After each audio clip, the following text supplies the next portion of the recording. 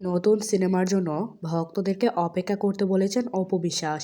তবে সেটা আর কত বছরের অপেক্ষা এখনও জানে না তার ভক্তরা। রিসেন্টলি একটি অনুষ্ঠানে তমা মির্জা ও অপু বিশ্বাসকে একসাথে দেখা গেছে। সেই অনুষ্ঠানে তমা মির্জাকে অপু বিশ্বাসের হাতে অ্যাওয়ার্ড দিতে দেখা গেছে। ক্যামেরার পিছনে তাদের সম্পর্কটা অনেক সুন্দর। অপু বিশ্বাসের পুরস্কার পাওয়া নিয়ে ভক্তরা হাসাহাসি করছেন। আসলে এটি খুব স্বাভাবিক, কারণ লাস্ট 2-3 বছরে অপু বিশ্বাসের একটাও ভালো মানের সিনেমা মুক্তি পায়নি।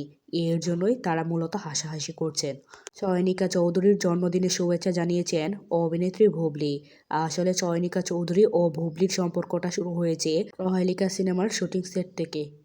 অপু বিশ্বাসের ভক্তরা বলেন, সব কিছুর প্রতি ভালোবাসা কমলেও আপনার প্রতি ভালোবাসা কমে না। অপু বিশ্বাসকে তার ভক্তরা এমনটাই জানিয়েছেন। অপু বিশ্বাসের উচিত বুবলির কথা ভুলে গিয়ে নিজের কাজে মনোযোগী হওয়া, অভিনয়ে মনোযোগী হওয়া, বেশি বেশি সিনেমা তৈরি করা, এমনটাই বলছেন সাধারণ দর্শকেরা। শাকিব খানের পোশাকের সাথে মিল রেখে নিজের পোশাক পরলেন অপু বিশ্বাস। তো ভিউয়ার্স, আসলেই কি মিলে যায়?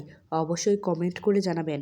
নায়িকা পূর্ণিমার সাবেক স্বামীর সাথে বিয়ে হয়েছে অভিনেত্রী সাবরিনা সুলতানা কেয়ার। বিয়ের খবরটি নিশ্চিত করেছেন কেয়া নিজেই। এরপর থেকেই কেয়াকে তার নতুন জীবনের জন্য শুভকামনা জানিয়েছেন অনেক ভক্ত, অনুরাগী ও সহশিল্পীরা। নায়িকা দিঘি দিন দিন আরও সুন্দরী হয়ে যাচ্ছে। এখন শুধু ভালো মানের ভালো গল্পের একটি সিনেমা হলেই দিঘি সুপারহিট নায়িকা হয়ে যাবে। অপু বিশ্বাসের অনেক ভক্তরাই বলছেন ঢালিউডের লাস্ট সুপারস্টার হিরোইন হচ্ছেন অপু বিশ্বাস। তো ভিউয়ার্স, আপনারাও কি অপু বিশ্বাসের ভক্তদের সাথে একমত? তাহলে কমেন্ট করে অবশ্যই জানাবেন। শীতের সকালে মিষ্টি রোদে ঢালিউডের বিউটি কুইন বুবলি। হলুদ পোশাকে তাকে দেখা গেছে। বর্তমান সময়ে ঢালিউডের নায়িকাদের মধ্যে শীর্ষ অবস্থানে রয়েছেন এই নায়িকা। হঠাৎ করেই নীল নীল নীলাঞ্জনা বেশে হাজির হয়েছেন ঢালিউডের বিউটি কুইন অপু বিশ্বাস। তিনি তার ওয়ালে লেখেন, নীল নীল নীলাঞ্জনা, চোখ দুটি টানা টানা। তাকে এই লোকে কেমন লাগছে কমেন্ট করে অবশ্যই জানাবেন। ফ্লপ সিনেমার জন্য পুরস্কার জিতলেন নায়িকা অপু বিশ্বাস। রিসেন্টলি পুরস্কারটি পেয়েছেন তিনি।